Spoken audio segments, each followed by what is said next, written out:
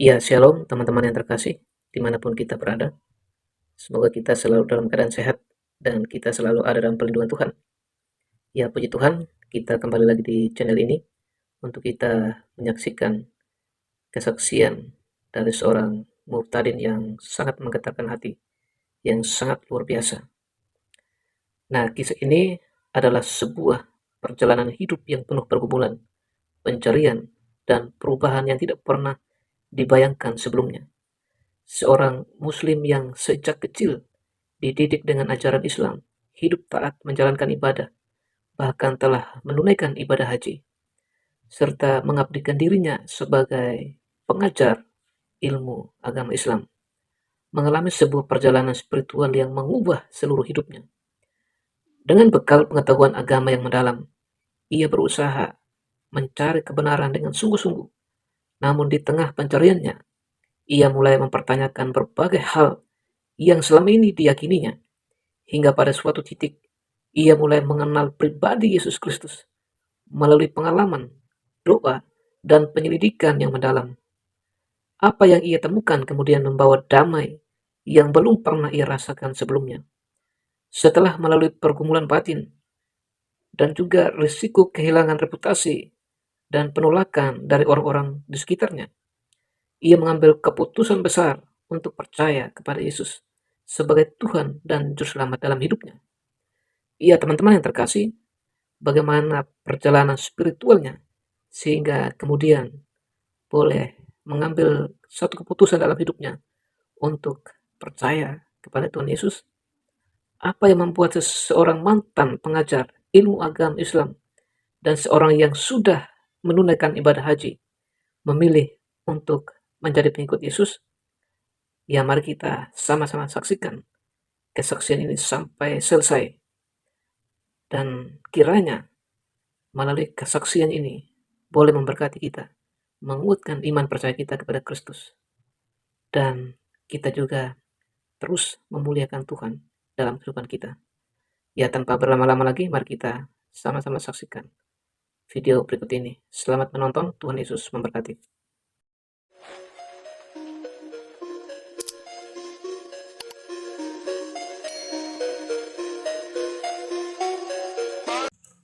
Salam, selamat malam, Shalom.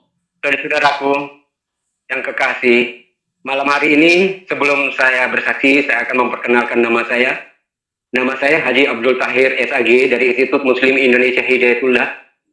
Saya mengenal Tuhan mulai dari 2021 dan saya sampai saat ini, puji Tuhan, saya mengenal Tuhan Yesus bukan karena saya diinjili, jadi pengaruhi, atau saya dimimingin, apapun juga, tidak ada. Nama saya, sekali lagi, Haji Abdul Tahir.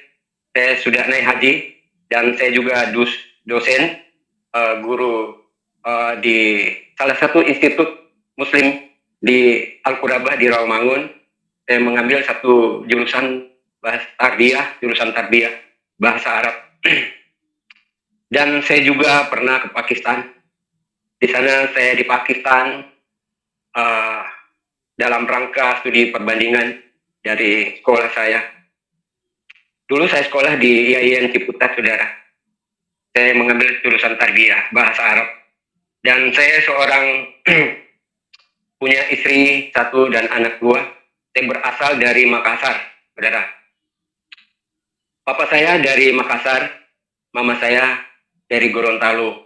Mereka punya jabatan masing-masing. Mama saya hakim di pengadilan negeri Makassar, lalu pindah di Gorontalo di Limboto.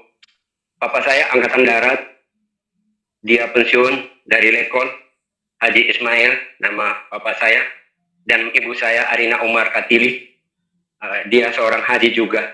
Kami diantara bersaudara, kami 14 bersaudara dari dua ibu, yang hanya satu-satunya saya di antara 14 bersaudara, hanya saya menjadi pengikut Kristus, saudara. Jadi saya juga pernah mengaji di Bitung, di Manado, di Pasar Tuah, sekitar Manado. Dan saya juga seorang mengajar di salah satu sekolah di Makassar dan di Bekasi ini, saudara. Saya sekarang tinggal di Bekasi. Saudara, saya mengenal Tuhan Yesus pada saat itu pulang dari Pakistan, saudara. Pada waktu itu, saudara, saya pulang dari Pakistan. Lagi saya sementara duduk di antara dua sujud. Saya lagi habis sholat dan saya sikir. Sesudah pada saat saya sikir, ya, karena kalau kami ini sebagai orang Islam atau Muslim, Islam itu artinya taat dan patuh kepada Allah Subhanahu Wa Taala. Kalau Muslim itu pengikut Muhammad. Jadi kami ini sebagai pengikut Muhammad. Dan orang tua saya sangat radikal dan fanatik. Dan saya punya kakek juga tidak ada yang tidak kenal di Makassar. Itu Kahar Mustakar. Banyak orang-orang yang dia bunuh orang-orang Kristen sudah di Makassar itu. Tetapi apa yang terjadi? Itu bukan rancangan saya bagi manusia, tetapi itu adalah anugerah kasih Tuhan, sehingga Dia menyelamatkan saya dari segala dosa. Saya bersyukur kepada Tuhan bahwasanya Tuhan mau memilih saya menjadi pengikutnya. Saudara, saya ingin menyaksikan bagaimana Tuhan telah memanggil saya. Pada saat saya sikir, saudara, apa sebabnya kami sikir itu? Sikir itu harus kita membaca 33 kali 3. La ilaha illallah, walhamdulillah, Allahu Akbar. Jadi apa sebabnya kita mencari keselamatan? La ilaha illallah itu 33 kali, Allahu Akbar 33 kali, alhamdulillah itu 33 kali. Jadi 99 kali harus kita baca setiap waktu kami lakukan untuk sholat. Apa sebabnya kita sikir? Karena kami mencari masing-masing keselamatan. Tidak ada jaminan di dalam Al-Quran 30 juz Al-Quran 6.666 ayat, tidak ada terdapat di sana keselamatan di dalam Al-Quran itu. Tetapi hanya yang ada terletak hanya di dalam Alkitab, saudara. Jadi pada saat saya sikir, tiba-tiba ada cahaya nur. Itu pada saat bukan mimpi, saudara. Tetapi pada saat saya sholat, tiba-tiba ada cahaya dan ada suara, saudara. Suara itu berkata, akulah jalan kebenaran dan hidup, tak seorang pun yang datang kepada Bapa tanpa melalui aku. Pada waktu ada suara dan ada cahaya nur, seperti ada bayangan manusia, ya. Lalu saya istighfar. Pada saat saya istighfar, astagfirullahaladzim wa atubu ilaih. Ya Allah, ampuni aku kalau ada kesalahan dan dosa aku, ya Tuhan. Kenapa apa yang terjadi? Sesudah itu saya tanya istri saya, kenapa saya melihat sosok manusia dan ada suara gitu. Akulah jalan kebenaran. Padahal Alkitab itu saya tidak pernah membaca, menyentuh pun. Kita haram untuk memegang Alkitab, saudara. Yang kami betul-betul pegang dan junjung tinggi itu adalah Al-Quran. Karena Al-Quran itu adalah kita sebagai imam kami, saudara. Karena dikatakan lalakum dinukum waliyadi. Agamamu, agamaku, agama. Jadi itulah yang kami pertahankan sebagai umat Islam, saudara. Tetapi apa yang terjadi saat itu, saudara? Ya, tapi kata istri saya, menurut dia katakan bahwa itu dajjal atau setan. Dan saya juga pun tidak yakin, saudara. Pada saat itu dia datang pada saat saya sholat tahajud, sekitar jam 4:30, saudara. Sesudah itu saya mau bangkit lagi sholat. Perasaan saya tidak mau lagi, saudara, untuk melakukan sholat lagi. Sehingga saya menunggu sampai pagi. Pagi itu kebetulan saya ada tetangga, orang Kristen, orang Ambon, namanya Aris Ayal. Saya tanya, pagi-pagi itu, Aris, kenapa pada waktu saya sholat, kok tiba-tiba seperti ada suara dan ada cahaya, seperti ada kan di dalam rumahnya itu kan ada poster. Poster itu gambarnya Tuhan Yesus yang ada kawat duri yang di kepalanya, saudara. Lalu seperti itu Tuhanmu. Lalu Aris berkata begini, oh hebat sekali Pak Haji. Kita saja sejak lahir, kita tidak pernah melihat Tuhan, tidak pernah berjumpa dengan Tuhan. Nanti Pak Haji itu. Lalu dia berkata begini, Aris, bukan engkau yang memilih dia, tetapi dialah yang memilih kau. Katakan begitu. Lalu saya katakan sama Aris, kok jangan begitu Aris. Itu masalah akidah, masalah iman, masalah agama itu sensitif sekali. Jangan sampai terjadi sesuatu lagi. Ya, dia bilang Aris ya, kalau Haji percaya silakan.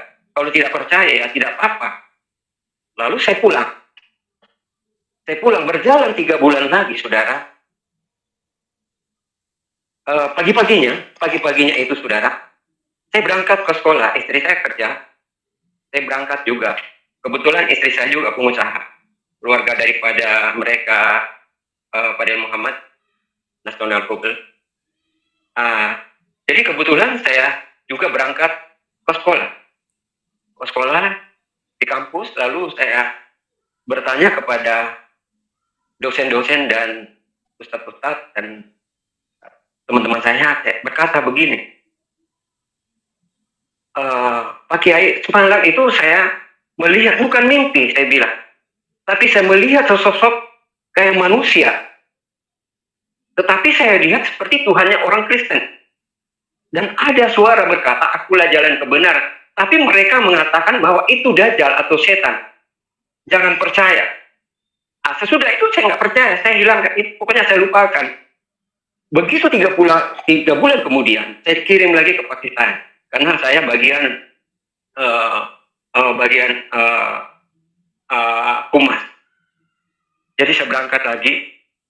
Kami di Pakistan itu sekolah step banding itu ada 1 tahun lebih, 1,5 tahun. Kami berangkat di sekitar 300 orang untuk pertukaran pemuda. Dan di sana di Pakistan itu kami belajar bagaimana caranya untuk menjadikan Indonesia ini menjadi syariat Islam. Banyaklah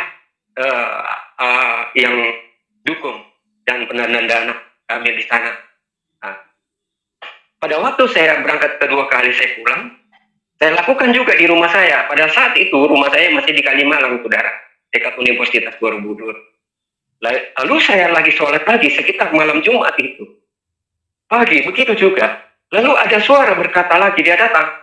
Jangan engkau khawatir, aku akan menyertaimu dan aku akan menyediakan bagimu tempat di surga. Dia katakan begitu. Saya kaget. Kenapa sampai terjadi begitu? Saya ini kan guru ngaji. Saya ini kan ustaz. Kenapa ada yang terjadi begitu? Tapi saudara, saya berpikir begini. Mungkin ini Tuhan orang Kristen yang memanggil saya. Karena pada saat saya naik haji, memang sempat pada tahun 88, saya naik haji itu masih murah dulu. Masih 8 juta pada saat kita naik haji. Ya, memang saya lihat itu salib di atas Ka'bah. Pada saat itu, hanya pas saya sujud dan saya bangkit, itu saya melihat salib di Ka'bah itu, di arah sana. Waktunya saya tawaf. Karena kita itu harus mengelilingi Ka'bah itu sekitar 12 sampai 17 kali. Kita harus membaca ayat itu mengatakan Allahumma labbaika labbaika dan seterusnya lah.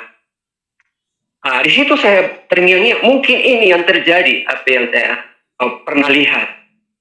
Dan setelah saya ada suara itu, saya ingin melakukan gerakan sholat lagi, saya mau sholat sunat. Tiba-tiba saya sujud di sujadah itu, kok sepertinya ada salib di atas sujadah saya itu, saudara. Setelah saya melihat sesuatu seperti bayang salib itu, seperti jiwa saya ini tidak tenang, saudara.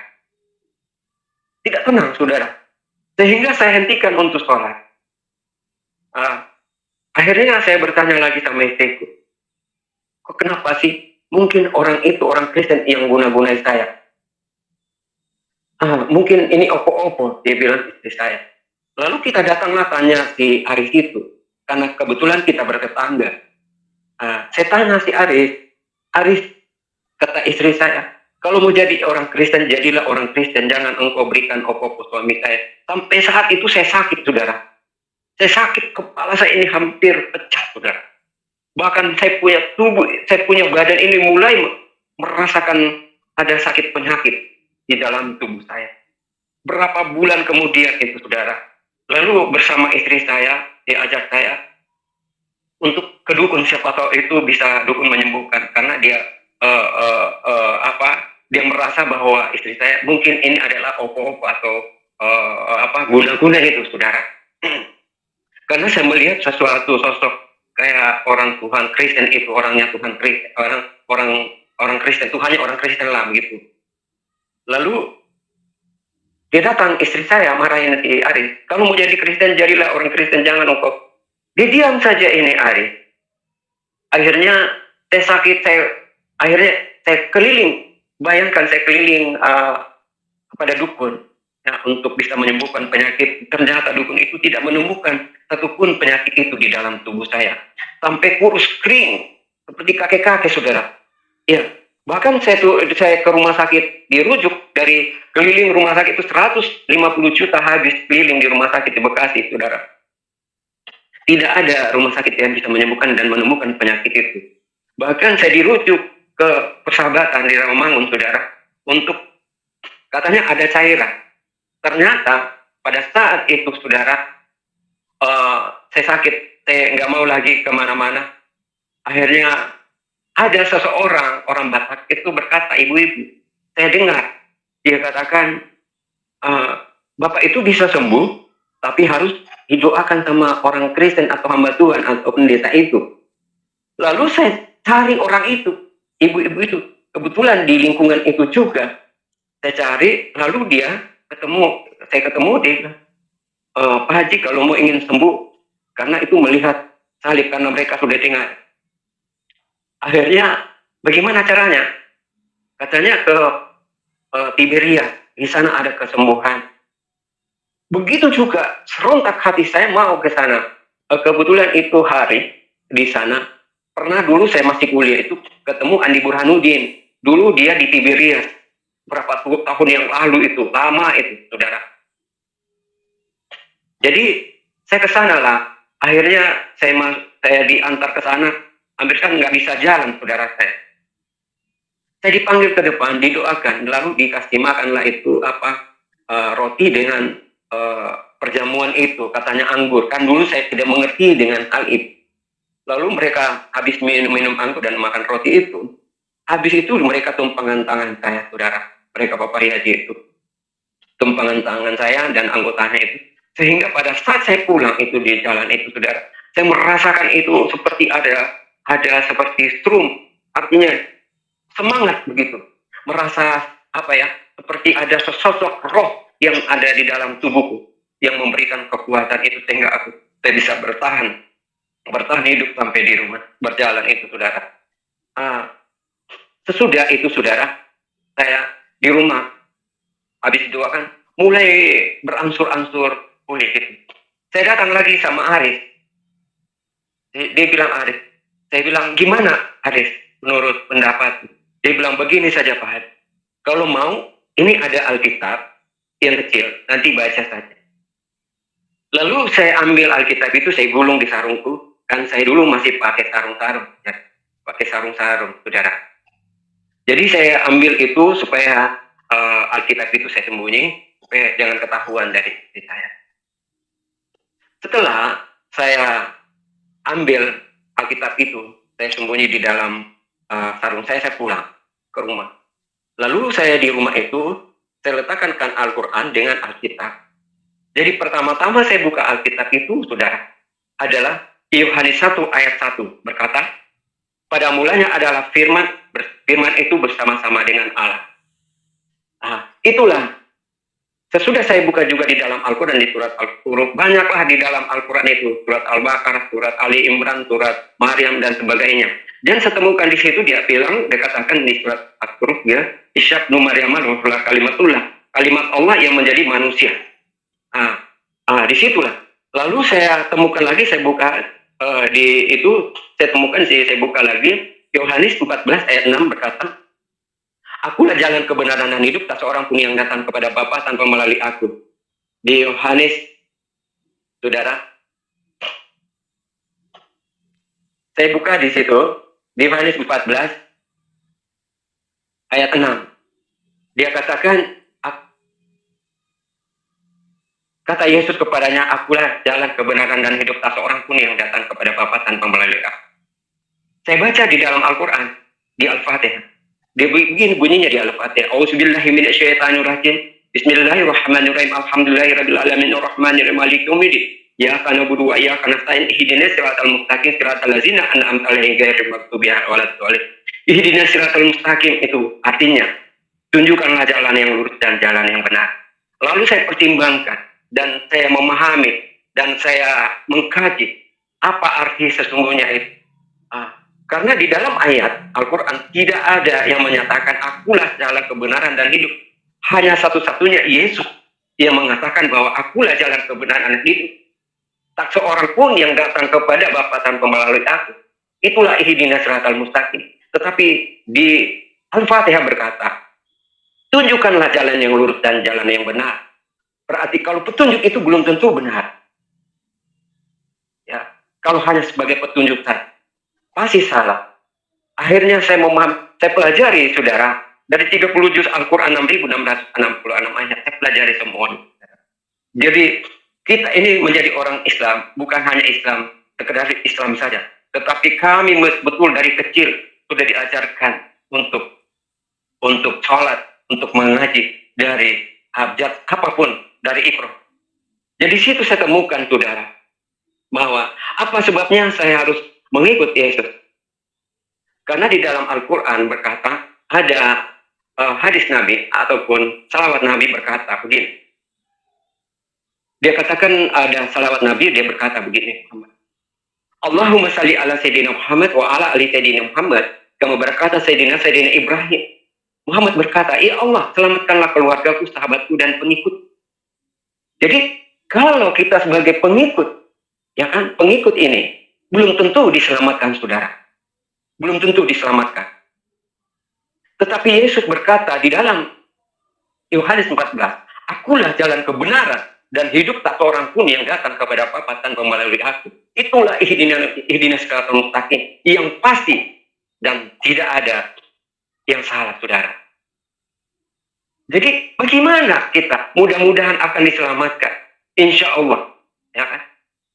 Engkau diselamatkan, saudara. Saya belajar di sana.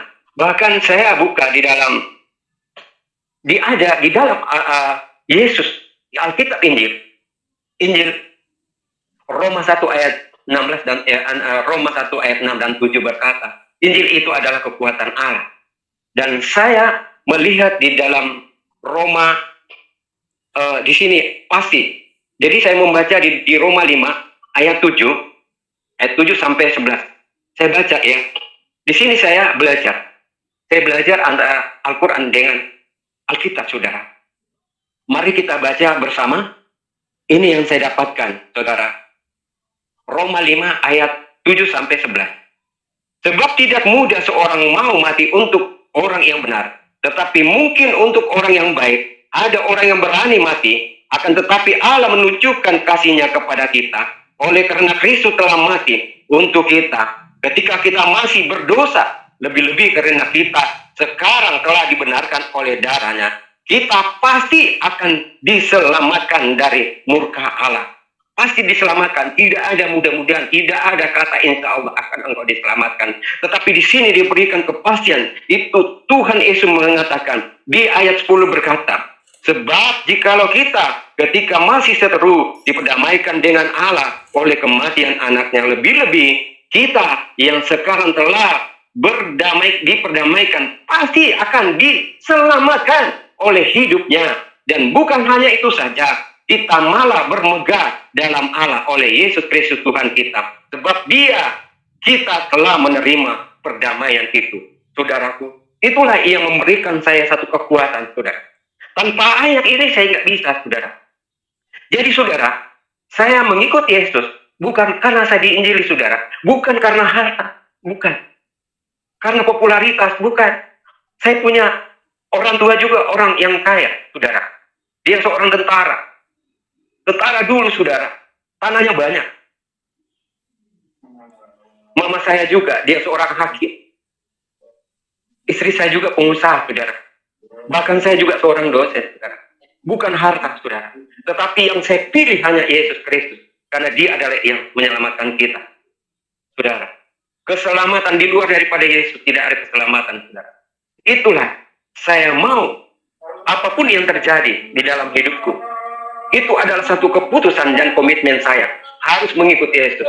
Karena dia hanya adalah satu-satunya jalan keselamatan, saudara. Nah, di Islam tidak ada, saudara. Bukan saya menghina dan merendahkan. Ya, kita lihat saja di ayat yang pertama-tama yang Muhammad menerima wahyu dari Allah Subhanahu wa taala. Pertama-tama dia terima adalah dia datang turun menjadi tulisan. Ya, saudara. Adalah Iqra bismillah mahalak. Dia bacalah Muhammad. Muhammad berkata, "Ya Allah, aku tidak bisa membaca dan menulis. Ya, aku seorang buta huruf. Aku seorang orang yang miskin." Dia katakan. Jadi bagaimana kita menjadikan dia pemimpin kalau dia seorang buta huruf, tidak punya apa-apa, tidak punya skill.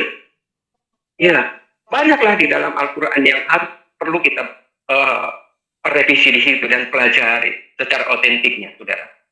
Jadi di situ kebenaran, bukan karena hanya ingin masuk Kristen saja, karena keadaan tidak, saudara. Ini adalah anugerah Tuhan. Saya dipilih, saudara, untuk pengikut Yesus. Ya, semoga saudara yang menonton malam hari ini, supaya jangan kita tergiur dengan keadaan-keadaan dunia ini. Harus punya komitmen seperti Daniel. Daniel, saudara, saya mau berkata kepada saudara, dia berkomitmen tidak akan menajiskan dengan dosa, dengan tawaran-tawaran dunia. Saya juga pernah ditawarkan, saudara. Pak Tahir, gak usah masuk Kristen, ngapain? Itu kan kamu sudah jadi orang kafir, murtad, dan sebagainya. Nanti saya berikan modal, usaha, rumah, dan sebagainya. Yang penting kamu masuk Islam kembali. Tetapi saya berkomitmen, saudara. Bukan harta yang bisa menyelamatkan kita. Bukan pangkat dan golongan, itu tidak ada.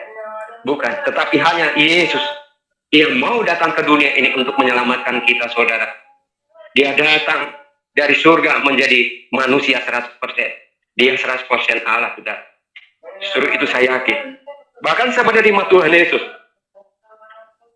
baru 5 tahun.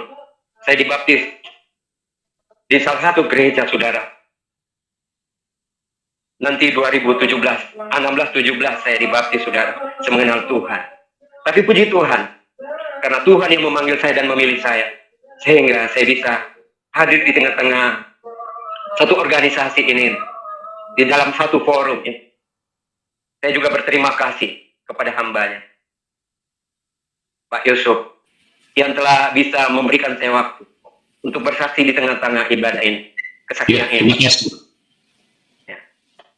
Jadi, saya mengenal Tuhan bukan karena popularitas, ya, bukan harta, saudara. Harta saya cukup, tetapi keselamatan tidak ada. Nah, pada waktu Muhammad menerima wahyu itu, tidak ada janji keselamatan. Tetapi Yesus, dia berikan kita janji keselamatan. Bahkan dia sediakan tempat kita di surga. Saudara, banyak orang yang meninggalkan Kristus karena hanya popularitas. Banyak. Ya, saya banyak belajar juga, saudara. Saya sekolah 2 tahun, sekolah Alkitab. Ada yang utus saya. Di situ saya merasakan harus pikul salib, harus dibuang, harus pisah dengan istri. Saat ini, saudara, pisah dengan anak-anak saya. Harus saya dipecat dari pekerjaan saya sebagai dosen. Tetapi itu semuanya saya tinggalkan. Saya juga dipelihara Tuhan. Tidak pernah dia meninggalkan Tuhan. Dan Tuhan itu tidak kurang panjang tangan untuk menolong saya, saudara. Ya, walaupun orang berkata, banyak yang teriak, ya ikut, keluargaku berkata begitu, saudara. Ikut Tuhan Yesus bertanya. Ya, biar dia memberkati. Tetapi saya percaya firman Tuhan berkata, aku tidak jadikan ekor, tetapi aku jadikan kepala. Bukan turun, tetapi naik. Itulah. Saya percaya bahwa firman Tuhan itu tidak ada kembali dengan sia-sia. tetapi dia akan nyatakan bagi orang-orang yang beriman kepada Tuhan Yesus. Karena Tuhan Yesus itu menyatakan dirinya.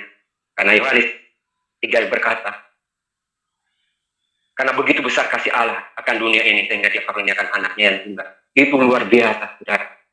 Jadi saya mau tekankan kepada saudara, jangan tinggalkan Tuhan. Jangan tinggalkan Yesus. Karena hanya pangkat, karena kedudukan, karena popularitas. Karena saya merasakan lawatan Tuhan dan pertolongan Tuhan. Walaupun satir aniaya, pernah saya dipukul waktu saya menginjil. Saya penginjilan, saudara. Sudah keliling daerah. Di Papua, Jayapura, Timika, Wamena. Di Wamena saja, di Merauke sana. Hampir berapa ratus orang kita baptis. Itu. Bahkan di Kalimantan, Banjarmasin, Samarinda, sampai Brau. Di Brau 500 orang kita baptis. Ya. Di Makassar, di kampung saya. Sampai kita dikejar, hampir dibunuh. Kita baptis di pinggir pantai Losari, saudara. Ya. Hampir kita dibunuh. Tetapi itulah namanya memberitakan firman Tuhan. Karena Matius berkata, pergilah jadikanlah bangsa murid. Dan ajarkanlah mereka dan baptiskanlah mereka. Itu adalah instruksi Tuhan, bukan instruksi manusia. Tuhan yang menyuruh saya, saudara. Jadi saya menjadi Kristen, bukan hanya Kristen biasa-biasa saja. Tetapi saya mau ingin melakukan dengan iman percaya. Sehingga aku dipelihara oleh Tuhan sampai saat ini, saudara. Iya. Begitu lah perjalanan hidup saya, saudara. Saya bisa sekolah Alkitab. Ya, karena kasih Tuhan, saudara. Dan juga saya tinggal sendiri karena istri saya sudah cerai. Dan anak-anak saya juga diambil, harta saya diambil juga. Bahkan ijazah saya dibakarnya sama orang tua saya. Karena saking marahnya papa saya itu. Dia katakan, bukan hanya saya kasih sekolah kamu di Islam, kamu harus memilih Kristen. Tetapi itulah jalan. Ya, jalan hidup saya. Saya rela untuk meninggalkan semuanya itu. Saya tegaskan lagi pada saudara, marilah kita sama-sama melakukan kewajiban Tuhan dan kita menginjil. Masih banyak jiwa-jiwa yang harus dimenangkan dari kedatangan Ibrahim sendiri. Masih banyak. Dan saya merasakan juga, saudara, di dalam penginjilan saya selama perjalanan penginjilan saya, terkadang hanya melihat satu denominasi ataupun satu gereja. Kadang kalau saya dulu, saudara, saya masih Islam, saya biasa ceramah di masjid. Masalah dana itu sekali saya ceramah di masjid 100 sampai 300 juta itu ada untuk menjalankan kami syariat Islam itu, saudara, persatuan. Tetapi pada saat saya menginjil, saya merasakan, ya saudara, setiap saya meminta tolong untuk penginjilan kemana, dia bilang dari gereja, dari mana, dari organisasi mana, saudara. Tetapi Tuhan tidak melihat gereja, tidak melihat denominasi. Tetapi marilah kita bergandengan tangan supaya ada bertumbuh menghasilkan buah yang baik, saudara. Itulah, walaupun penderitaan saya memikul salib sampai saat ini, tetapi tetap saya hidup bersama dengan Tuhan. Itu komitmen saya. Seperti Daniel, walaupun itu Daniel ditawarkan berbagai makanan yang enak, kehidupan yang mewah dari rajanya, dia berkomitmen dia tidak akan menajiskan dirinya dari dosa. Sama dengan saya dan saudara, jangan kita menjauh dari Tuhan. Tetap kita bersama dengan Tuhan, saudara. Itu saja yang saya bisa sampaikan. Bahwa semuanya itu kita serahkan kepada Tuhan. Ya. Kepada Tuhan yang Maha Kuasa. Yang memberikan kita damai sejahtera dan pertolongan dan perlindungan. Anugerah kasih-Nya tercurah selalu. Itu saja kesaksian saya serahkan. Kalau bisa saya berdoa. Ya, luar biasa. Luar biasa sekali ya. Teman-teman, kita sudah dengar kesaksian daripada Bapak Abdul Tahir, bagaimana perjalanan hidupnya. Ya, kalau kita perhatikan dari latar belakang beliau bukan orang sembarangan. Beliau adalah seorang dosen, dan beliau juga adalah seorang pembelajar, dan belajarnya bukan hanya di dalam negeri, tapi ternyata belajar sampai di negara-negara luar, yaitu belajar keagamaan.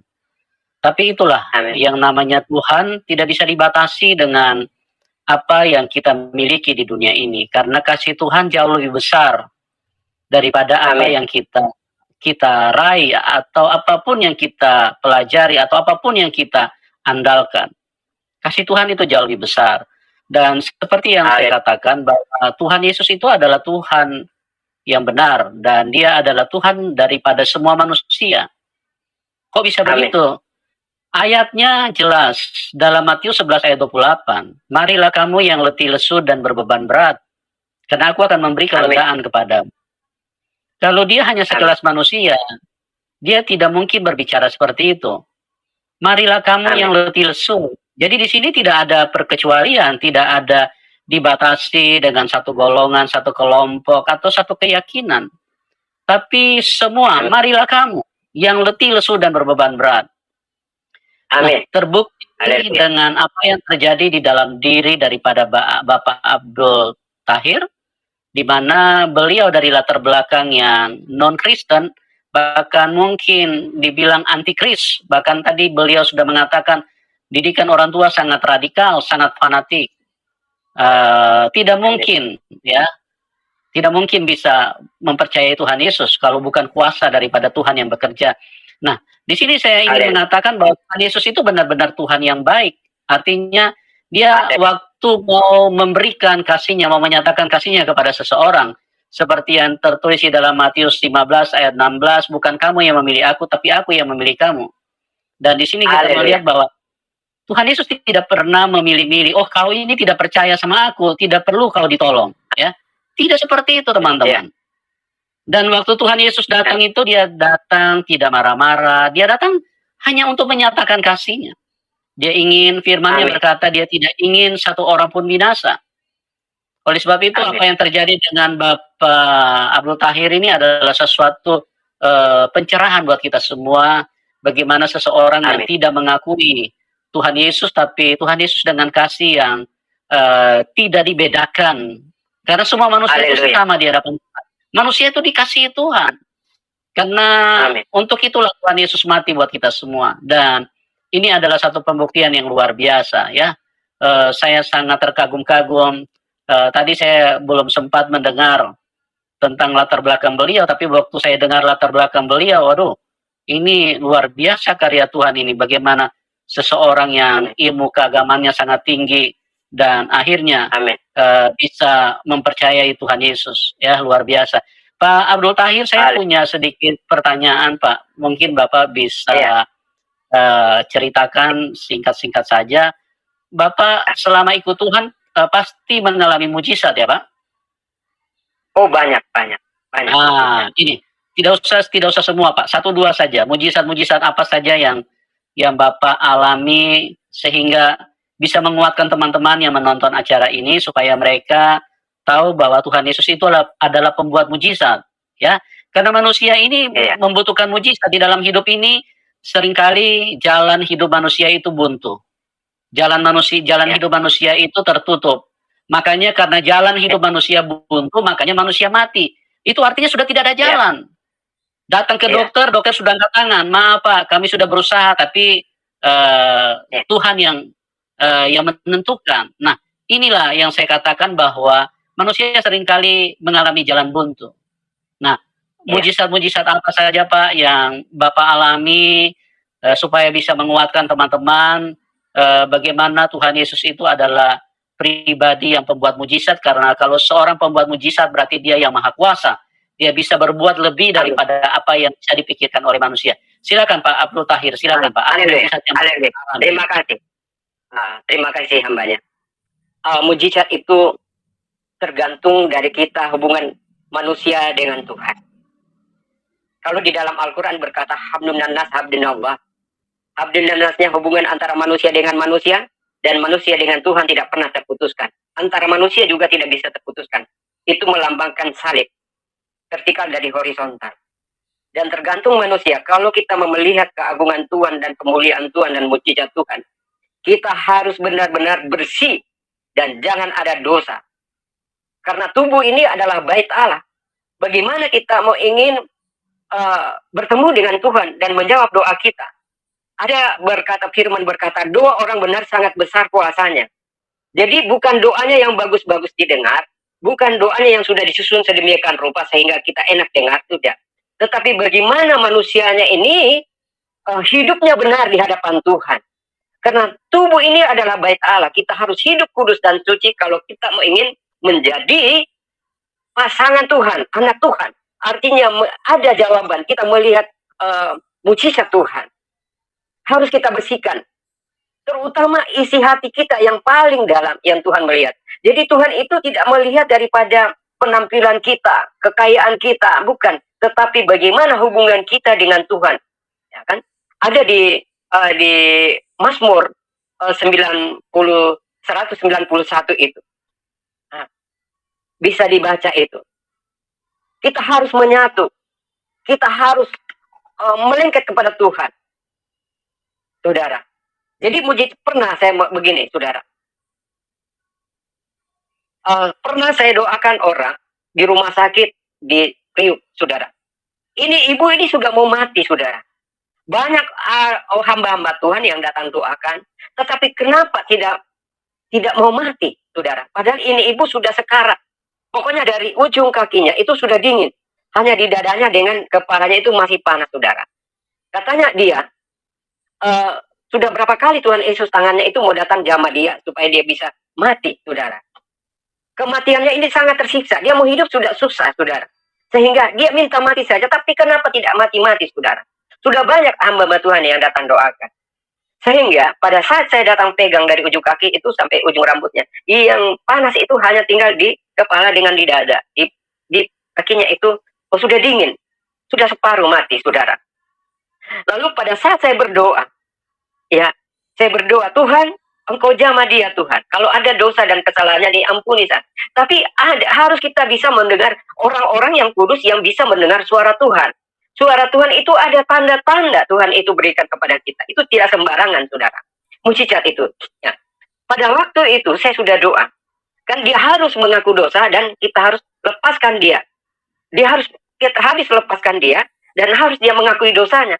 Manusia harus mengakui dosanya kita, perbuatannya kita. Tidak bisa kita sembunyi. Walaupun kita sembunyi kepada manusia, tapi Tuhan tahu dosa kita. Kita bisa ngebohong pada Tuhan.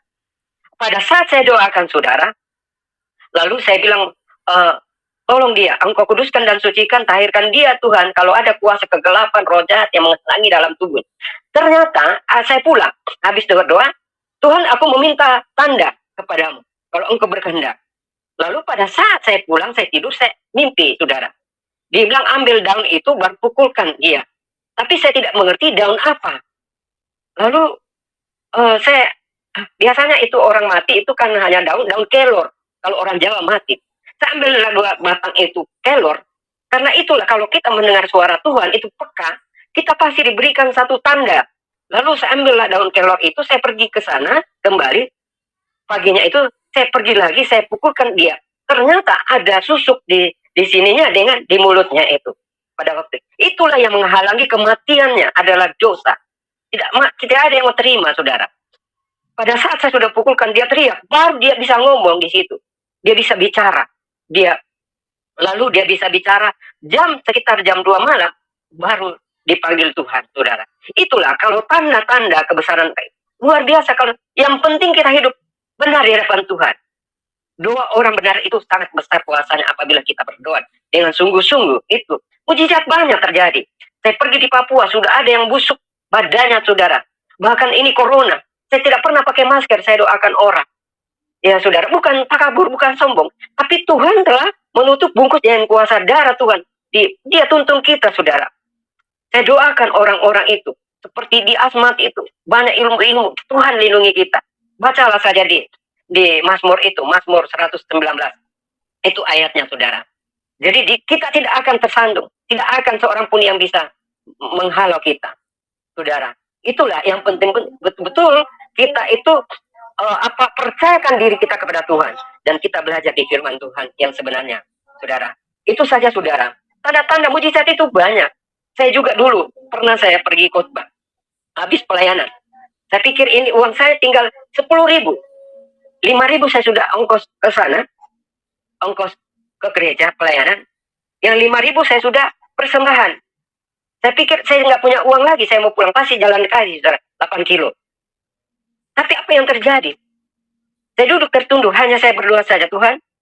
Tapi karena saya pelayanan itu bukan motivasi cari uang, tidak. Tetapi saya cari Tuhan. Karena Tuhan berfirman berkata begini, carilah dahulu kerajaan surga dan kebenarannya, maka semuanya akan ditambahkan. Bukan motivasi saya cari uang.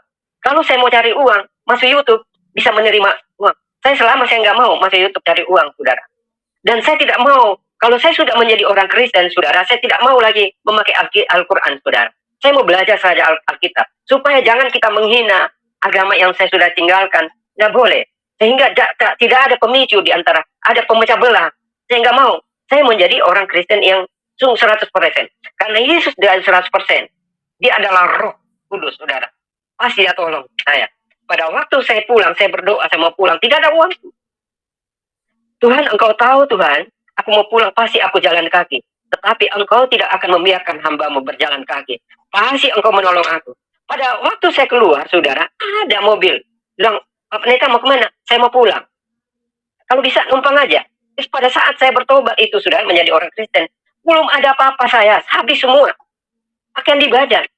Saya tinggalkan keluargaku. Semua, saya tinggalkan Islam itu. Pakaian di badan, tidak ada apa-apa saya bawa. Tetapi saat ini dia berkata, saya tidak merasa sendiri, saya tidak merasa seperti yatim piatu. Banyak saudaraku, banyak seiman saya yang menolong saya dan menopang dan mendoakan saya, saudara, sehingga saya bisa berada malam hari ini untuk melayani. Saya melayani, bukan motivasi saya cari uang, saudara. Dan saya melayani, saya tidak minta-minta pelayanan, saudara. Hanya saya berdoa, karena doa adalah napas kehidupan kita. Selalu berhubungan dengan Tuhan, memohon, meminta pertolongan dari Tuhan. Amin, saudara.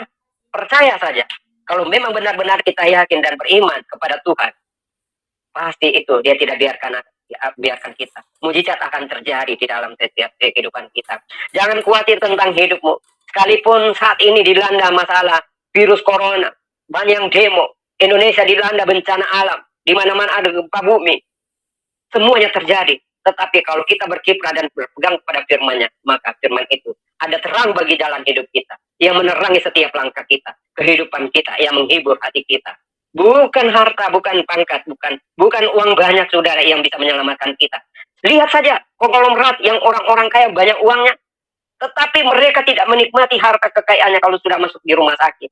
Bubur saja mau masuk di mulutnya susah, saudara. Ya, walaupun banyak uangnya, tidak mungkin uangnya dia punya, saudara. Tetapi berbahagialah orang-orang yang percaya kepada Tuhan Yesus dan bersandar kepada Tuhan Yesus, saudara. Tuhan Yesus telah bisa membebaskan kita dari dosa.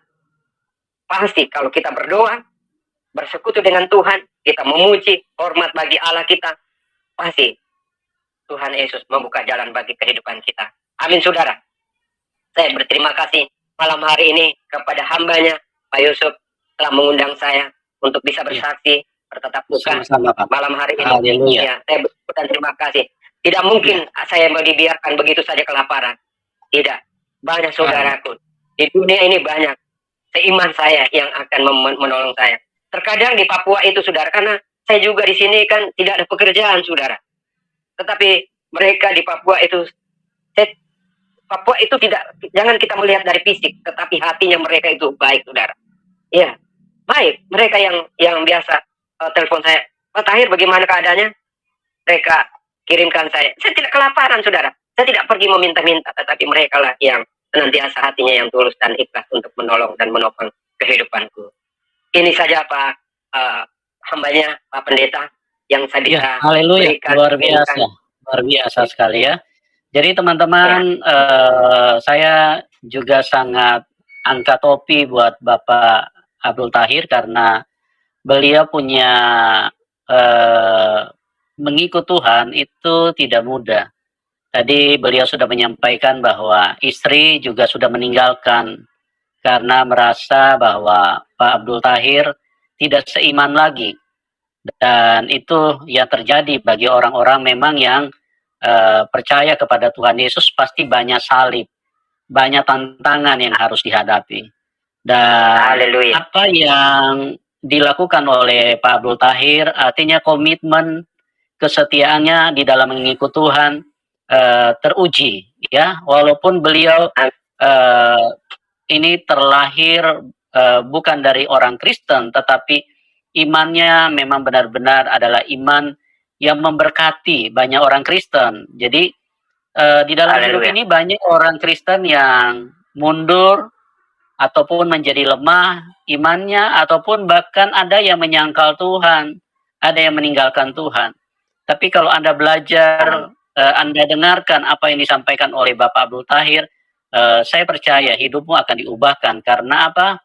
Karena Tuhan Yesus adalah Tuhan yang benar.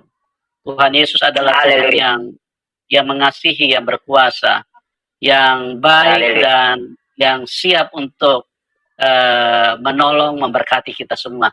Nah, Pak Abdul Tahir, saya punya sedikit lagi pertanyaan kepada Bapak.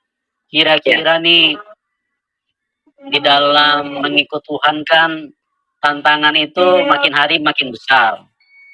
Nah, kira-kira komitmen apa yang Bapak bisa berikan kepada Tuhan Yesus jika tantangan itu semakin besar ya? Ini sekarang ini Bapak sudah ditinggalkan istri. Nah, bagaimana kalau misalnya Bapak mengalami tantangan lebih besar seperti yang dikatakan Alkitab, bahwa akan tiba saatnya orang yang membunuh kamu akan menyangka mereka beribadah kepada Allahnya. Nah, kira-kira komitmen apa yang Bapak mau berikan kepada Tuhan? Apakah Bapak akan mundur dari Tuhan? Apa Bapak mau meninggalkan Tuhan Yesus? Atau Bapak akan tetap setia buat Tuhan Yesus? Silakan Pak Abdul Tahir. Oh, saya sudah komitmen mati hidup tetap saya bersama dengan Tuhan. Tidak bisa. Di luar daripada Yesus itu tidak ada keselamatan. Saudara, saya komitmen apapun yang terjadi dalam hidup saya tidak akan. Saya sudah banyak ditawarkan segala sesuatu. Saya tidak pernah mau mundur sekalipun. Walaupun itu tantangan persoalan. Tetapi tidak ada juga. Karena saya bawa enjoy. Hidup ini saya bawa enjoy saja. Tantangan demi tantangan bisa saja lewat. Tetapi dengan tantangan itulah, itu kita terima itu, menjadi rema dalam kehidupan kita, supaya kita tetap kuat. Jangan ada tantangan kita lalu mundur, saudara. Tetapi di manusia itu pasti ada tantangannya. Yesus saja, begitu besar tantangannya. Bahkan ditombak, dibunuh, dianiaya. Hanya dia katakan, ampunilah mereka karena mereka tidak tahu apa yang mereka perbuat. Dan dia lakukan itu, saudara. Tapi kalau menurut saya, dengan komitmen saya dengan Tuhan, saya sudah berjanji dan ikrar kepada Tuhan. Apapun itu yang terjadi, tetap mati hidup. Saya tetap bersama dengan Tuhan. Ya. Tapi puji Tuhan, tetap saya dekat kepada Tuhan, saya tetap berdoa. Doa, apabila kita berdoa, tidak mungkin. Saya selalu, di pikiran saya, di hati saya, ada Tuhan Yesus. Yang memberkati saya, melindungi saya, menyertai saya, dimanapun aku berada. Saya tidak kesulitan kok. Tidak pernah. Mengalami masalah itu wajar aja. Wajar aja. Ya, tetapi kalau kita bawa enjoy hidup ini, ya, asal kita berpikirnya positif. Ya kan? Terkadang manusia ini emosi dengan hawa nafsunya, ingin memiliki apa yang dia inginkan, harta. Saya itu tidak tergiur dengan hal itu. Walaupun saya juga di rumah makan daun singkong. Saya sekolah di sekolah Alkitab di Toraja, saudara. Pernah saya makan daun singkong. Pada waktu mereka pulang, saya masih sekolah Alkitab, saudara. Saya tinggal sendiri di asrama, tidak ada makanan. Saya rebus daun singkong yang lebar-lebar itu. Lalu daun singkong itu setelah saya sudah rebus, saya taruh di atas meja. Saya berdoa, saya angkat itu daun singkong. Di dalam nama Tuhan Yesus, biar daun singkong ini menjadi daging. Saya makan, minum, kenyang juga, saudara. Kalau secara manusia tidak mampu, saya pasti kabur, gagal untuk sekolah. Tetapi saya lakukan itu, saudara. Bahkan dulu saya masih belajar. Tidak punya apa-apa. Saya tidur beralaskan dengan papan dan kasur saya kan dingin, saudara. Tidak punya apa-apa, selimut. Saya balik itu kasur untuk bisa tutup diri saya. Di Toraja itu dingin sekali, saudara. Tetapi di situ mujizat Tuhan berlaku. Pada saat itu, saudara, telepon ada gembala di negeri awan. Di Bapak Tahir lagi di mana? Saya ada di sekolah. Teman-teman sudah pada pulang semua. Mau tahun baru, saudara, Natalan, pada pulang semua dari sekolah. Saya nggak bisa pulang ke Jakarta karena ongkos saya tidak ada. Saya bertahan sendiri, saudara, di sekolah itu, saudara. Apa yang terjadi? Saya telepon, kalau boleh datang. Itu baru saya mau melayani. Pertama-tama saya melayani di mimbar itu, khotbah itu. Saya dipanggil Ibu Gembala, naiklah dia negeri awan itu. Khotbah di situ, hampir saya kencingin celanaku, saudara. Tapi itulah kehidupan, saudara. Di situ habis saya khotbah, dulu pertama nggak punya, saya punya uang. Pulang baru saya diberkati, ada persembahan persembahan kasih, dia kasih saya sambil saya kasih jalan motor turun ke bawah, saudara, karena motor juga itu tidak ada bensinnya, saya kasih meluntur aja dari gunung. Saya pas berhenti, saya mau beli bensin, saya buka uang amplop itu ada 700. Di situ mujizat Tuhan. Pokoknya saya masalah, kendala, problem dalam hidup itu wajar-wajar aja. Tetapi itulah yang selalu menguatkan saya. Di saat saya mengalami satu problem, masalah, tantangan, persoalan, di situ kita bisa berpikir, oh kita bisa diuji kesabaran kita, diuji kita punya nafsu, keinginan dunia, keinginan, karena kedagingan lah ini yang harus kita harus betul-betul buang dan kalahkan itu iblis, saudara. Tapi saya komitmen, saudara, kepada Tuhan. Saya berjanji kepada Tuhan. Kalau apabila saya tinggalkan Tuhan Yesus, ya saya bukan berkata, tapi saya lebih terburuk lagi, saudara. Saya tidak mendapatkan sesuatu apapun. Kalau kita tinggalkan Yesus, tempat kita di surga tidak ada lagi, saudara. Percaya saja. Ini saya punya komitmen itu, saudara. Ini saja yang saya bisa bagikan kepada saudara. Banyak hal yang saya mengalami satu permasalahan, tantangan lebih berat lagi. Ya. Tapi saya melihat Yesus. Dia ditombak begitu luar biasa. Apa sebabnya dia ditombak? Di lambungnya itu. Untuk bisa, ditombak, dipecahkan itu masalah di dalam hati kita yang busuk itu. Jangan ada dendam, ada akar pahit, sakit hati kepada orang tua kita. Walaupun saya sudah dibuang, saya tidak pernah dendam sama keluarga saya yang menghina saya, ya, yang memfitnah saya, yang memukul saya. Saya dipukulin dulu, saudara. Jadi saya masuk Kristen, penuh penderitaan. Saya menginjil di Depok, di Citayam itu saya dipukulin, saudara. Mandi darah saya. Saya masuk di sel. Tapi tetap saya jalankan itu, saudara. Banyaklah, kalau kita mau bicara masalah tantangan, banyaklah tantangan. Tetapi di saat kita mendapat suatu tantangan, ada kebahagiaan, damai sejahtera. Itu tersendiri, saudara. Iya, itulah. Kalau kita ada masalah, jangan bilang, oh ini. Iya, teman-teman yang terkasih, demikianlah kesaksian luar biasa dari seorang mantan dosen ilmu agama yang telah menempuh perjalanan panjang dalam pencarian kebenaran.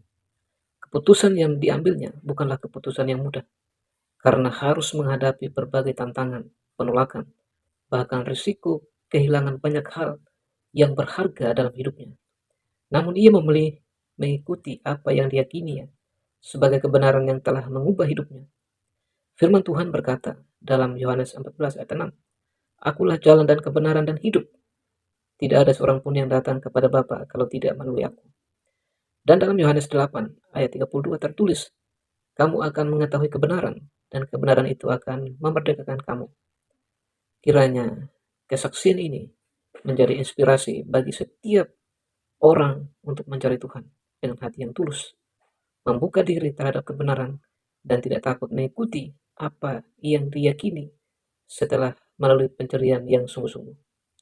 Ya teman-teman yang terkasih, jika kesaksian ini memberkati teman-teman, jangan lupa untuk terus dukung perkembangan channel ini dengan cara like, komen, subscribe, dan juga dibagikan video ini, kesaksian ini kepada keluarga, kawan, dan kenalan teman-teman, sehingga mereka juga boleh diberkati, dikuatkan, dan mereka boleh percaya kepada Tuhan Yesus sebagai Tuhan dan Juru Selamat mereka. Sampai jumpa di video berikutnya. Tuhan Yesus memberkati. Shalom.